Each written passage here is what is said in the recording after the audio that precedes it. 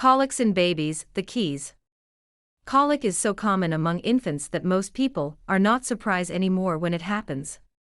Still, for the first time mom, it can be a harrowing and panicking experience, especially with her normally quiet angel screaming nonstop in the background.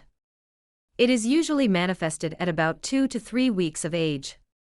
It becomes more prominent during the first 2 months and subsides at 3 months old. Colic altogether stops at about 3.5 to 4 months of age. Colic is actually not so dangerous. It might seem so, though, from the way babies would cry and scream at the top of their lungs. In fact, it can be so common that parents may experience an episode on a daily basis. And after the first episode, parents usually learn to handle succeeding ones with aplomb. Still, physicians and scientists cannot pinpoint up until now just what exactly causes colic. It just happens. Colic, to those who are not familiar with the problem, is a stomach ache that occurs after eating. Because of the continuous pain, babies cry for hours and hours until the colic is relieved. Crying can last for about 1 to 4 hours, depending on the severity of the pain.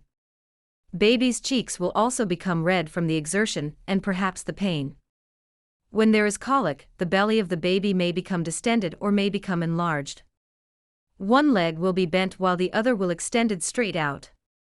The feet will become cold and the hands clenched tight because of the pain.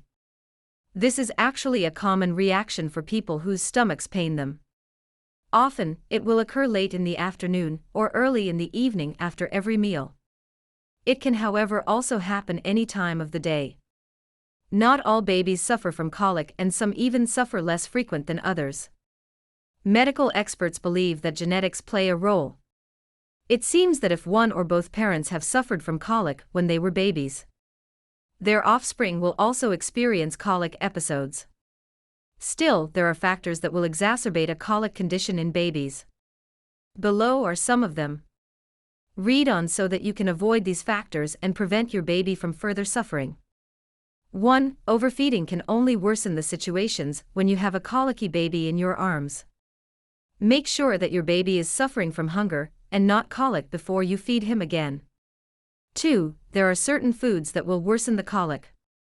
Those with high sugar content, those with undiluted juice will only increase the gas in the stomach and thus exacerbate the condition. 3. Intestinal allergy may also cause colic, so it is important for moms to know just what makes their babies allergic.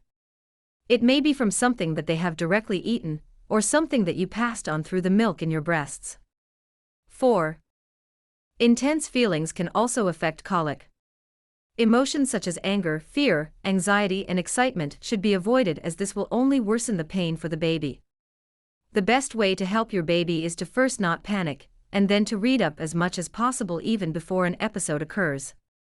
Non-stop crying can be a result of a host of other things.